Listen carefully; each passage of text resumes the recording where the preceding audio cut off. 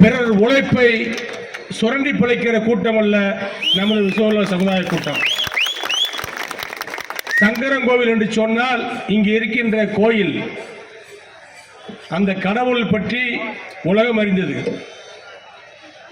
அதற்கு காரணமாக அந்த சிலையை செய்தவர்கள், அந்த கோவிலை கட்டியவர்கள் யார் என்று சொன்னால் நமது சமூகத்துடைய சிற்பிகள். ஒரு வரலாற்று சூழல் அங்கங்கே இருக்கிறது சொன்னால் அதற்கு அடித்தளமிட்டு உழைத்தவர்கள் நம் சமுதாயத்துடைய விஸ்வகர்மாக்கள். ராஜராஜ சோழன் கட்டிய அந்த கோவில் இன்றைக்கும் 1000 ஆண்டுகளை தாண்டியும் பிரமிப்பாக இருக்கிறது சொன்னால் அதற்கு காரணம் ராஜராஜ சோழன் தேர்ந்தெடுத்த விஸ்வகர்மா, அந்த தொழிலாளி, அந்த பொற்கொல்லன், அந்த சிற்பி, அவன் செய்த அந்த சிலை, அந்த சிற்பம், அந்த வேலை, அந்த கோட்டை 1000 ஆண்டை தாண்டி இன்றும் இருக்கிறது. கரிகால சோழன் கட்டினால் திருச்சியிலே கல்லணை 1000 ஆண்டுகளை தாண்டி இன்னும் இருக்கிறது. அன்றைக்கு இன்ஜினியர் கிடையாது, பட்டப்படிப்பு கிடைக்காது, இன்ஜினியர் எந்த விதமான ஒரு ஆராய்ச்சி கிடையாது, அறிவியல் நுட்பம் கிடையாது.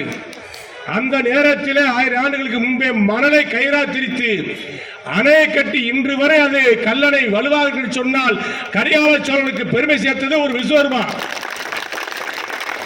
ஆக நாம் எடுத்து வைக்கின்ற எந்த செயலாக இருந்தாலும், எந்த காரியமாக இருந்தாலும் அது வலுவாகத்தான் இருக்கும், தெளிவாகத்தான் இருக்கும், தெம்பாகத்தான் இருக்கும். எத்தனையோ கடையை கிலோ கணக்கில் நகை வாங்கலாம், ஆனால் தாலிக்கு மட்டும் தாலி செய்வதற்கு தங்க நகையை ஆசாரி இடத்துல போய் செய்ய சொல்லுவாங்க. தங்க நகை கடையில் போய் ஆசாரி தான் காமாட்சி அம்மன் படத்துக்கு முன்னாடி வச்சு குழாயை வச்சு ஊதி ஊதி ஊதி 1 நாள் 2 நாள் 3 நாள் 4 நாள் செஞ்சு அந்த தாலியை செஞ்சாதான் அந்த தாலிக்கு மகிமை உண்டு என்று இன்றைக்கும் இந்துக்கள் மத்தியில் ஒரு நம்பிக்கை உண்டு.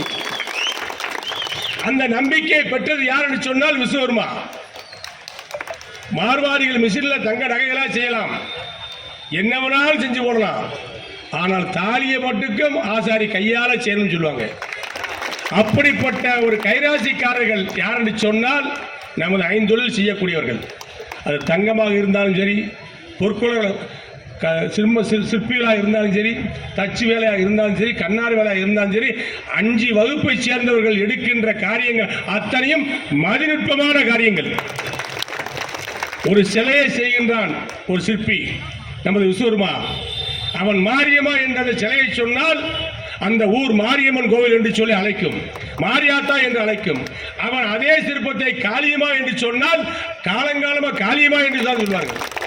ஆக காளியம்மாள் மாரியம்மாள் யார் என்பதை முடிவு செய்கின்ற அளவுக்கு கடவுளுக்கு உயிர் கொடுத்தவன் யார் என்று சொன்னால் அது விஸ்வகர்மா. மறுக்க முடியுமா? எத்தனை கோயில்கள் இருக்கிறது. தென்காசியை காசி விஸ்வநாதர் கோயில் கட்டியவர்கள் பாண்டிய மன்னர்கள். அதற்கு பின்பு சிவஞாத்திரன் போன்றவர்கள் அதை கும்பாபிஷேகம் நடத்தினார்கள், கோபுரம் கட்டினார்கள். அவர்கள் உழைத்தார்கள். செய்தது யார்? அங்கே ஒரு சிற்பி, அங்கே ஒரு விஸ்வகர்மா. ஆக நம்முடைய உழைப்பானது நாட்டினுடைய பொக்கிஷம். விஸ்வகர்மாக்களுடைய உழைப்பானது நாட்டினுடைய பொக்கிஷம். வடக்க பூரா விஸ்வகர்மா ஜெயந்திக்கு அரசு விடுமுறை. பாரத பிரதமர் நரேந்திர மோடி அறிவித்திருக்காரு, வடக்க பல மாநிலங்களில் அரசு விடுமுறை. காரணம் என்ன? இது உழைப்பவருடைய தினம். உழைப்பவர்கள் விஸ்வகர்மா தான் அனைத்து உயிர்களையும் படைத்தவர் என்று இன்றைக்கும் புராணங்கள் சொல்கிறது. அவர் வழியில் வந்தவர்கள் நாம்.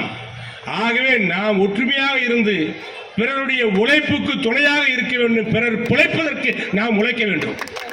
பிறர் உயர்வதற்கு நாம் துணையாக இருக்க வேண்டும், பக்க பலமாக இருக்க வேண்டும், ஊன்றுகோலாக இருக்க வேண்டும். நான் ஒரு விஸ்வகர்ம சமுதாயத்தினுடைய குடும்பத்தை சேர்ந்தவன், அதிமுகவுடைய கருவில் இருந்து வந்தவன்.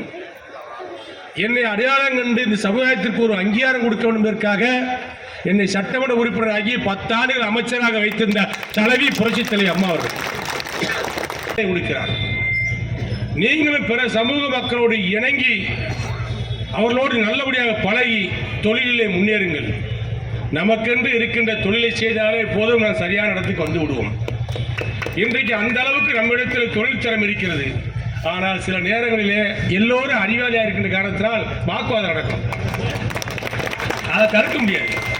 ஒரு அறிவாளி இருந்து 100 பேர் இருந்து ஒரு அறிவாளி இருந்தால் ஒரு அறிவாளி சொல்றதை 99 பேர் கேட்டுக்கிறாங்க. 99 பேர் அறிவாளியா இருந்து ஒரு ஆள் சும்மா இருந்தால் எப்படி? அது ஒன்றும் செய்ய முடியாது. அதனால அவர் ஒன்று சொல்ல, இவர் ஒன்று சொல்ல, நீ என்ன சொல்ல, நான் என்ன சொல்ல வரத்தான் செய்யும். அது நம்ம டிவியில் ஊர போய் மீடியாக்களில் பார்க்குறோம். அறிவாளி 5 பேர் சேர்ந்து ஒரு முடிவு எடுச்சுன்னு எடுக்கவே முடியாது. 5 பேர் 5 கருத்தை சொல்லுவாங்க. என் கருத்து உன் கருத்துன்னு கடைசியாக நம்ம ஒரு கருத்தை முடிவு எடுத்துக்கிறோம். உங்களுக்கு நியாயம்னு எது படும், எது இப்போ தேவை, எதை செய்யணும்னு உங்களுக்கு தெரியும். ஏன்னா அதனால் நல்ல முடிவுகளை நீங்களாம் எடுங்க. அடுத்த தேர்தலுக்கு வரும்போது நிச்சயமாக நாங்கள்லாம் நல்ல பதவியில் தான் உங்களை பார்க்க வருவோம். ஏன்னா சட்டமன்ற தேர்தல் வருது, அருமையான பதவியில் வருவோம். பதவியில் வந்து தான் நாங்கள் உங்களை பார்க்க வருவோம். நம் சமூக மக்களுக்கு நான் ஏற்கனவே சங்கரங்கோயிலெல்லாம் இங்கே மீட்டிங் போட்டிருக்கேன். அமைச்சராக இருக்கிற பொழுது என்னை அழைத்து இங்கே மீட்டிங் போட்டு மண்டபத்தில் வச்சு மீட்டிங்கெல்லாம் போட்டு பேசியிருக்கோம். இடைத்தேர்தலத்தில் வந்து பேசியிருக்கேன். சங்கரங்கோயில் எனக்கு ரொம்ப தொலைவோடு கிடையாது, பக்கத்தில் தான், டக்குன்னு வந்துடுவேன். எந்த பிரச்சனையாக இருந்தாலும் நம் சமூகம் சார்ந்த பிரச்சனைகளை என்னிடத்தில் சொல்லுங்கள், சகோதரி ராஜலட்சுமி சொல்லுங்கள், குட்டிப்பாடத்தில் சொல்லுங்கள். நிச்சயமாக உங்களுக்கு நீங்கள் எந்த கட்சியை சேர்ந்தவர்களாக இருந்தாலும் கவலை இல்லை, உங்களுக்கு உதவியாக நான் இருப்பேன், உங்களுக்கு துணையாக நான் இருப்பேன், உங்களுக்கு பலமாக நான் இருப்பேன், உங்களுக்கு பக்க துணையாக நான் இருப்பேன், உங்களில் ஒருவனாக நான் இருப்பேன். என்றைக்கும் உங்கள் வீட்டு பிள்ளை நான். எந்த இடத்துக்கு சென்றாலும் உங்களில் ஒருவன் என்ற உணர்வோடு நான் உங்களை நேசிப்பேன், உங்களிடத்தில் பேசுவேன், உங்களிடத்தில் பழகுவேன். பாகுபாடு வேறுபாடு எந்த விதமான இடர்பாடும் என்னிடத்தில் வராது. நிச்சயமாக உங்களுக்கு துணையாக இருப்பேன் சொல்லி ஜெயந்தி விழா மழையின் தூரல் விழுகிறது. நம்முடைய விஸ்வகர்மா ஊர்வலத்தை துவக்கி வைக்க வேண்டும். இந்த நல்ல நிகழ்ச்சிக்கு எல்லாரும் வந்திருக்கீங்க. ஊர் பெரியவர்கள், சமூக தலைவர்கள், நகைக்கடை உரிமையாளர்கள் அத்தனை பேர் வந்திருக்கிறீர்கள். உங்களுடைய அத்தனை பேருடைய வாழ்த்துக்களையும் நாங்கள் பெற்றுக் கொள்கிறோம். 3 பேர்கள் வந்திருக்கின்றோம். 3 பேரும் ஒருமுகமான அரசியல் நிலைப்பாடு உள்ளவர்களாக இருந்தாலும் பல முகங்கள் கொண்ட அரசியல் நிலைப்பாடு உள்ளவர்களும் இங்கே இருக்கிறீர்கள். ஆகவே அத்தனை பேர்களுக்கு வாழ்த்துக்களை சொல்லி, வணக்கங்களை சொல்லி, விஸ்வகர்மா ஜெயந்தி வாழ்த்துக்களை சொல்லி நன்றி கூறி விடைபெறுகின்றேன். நன்றி, வணக்கம்.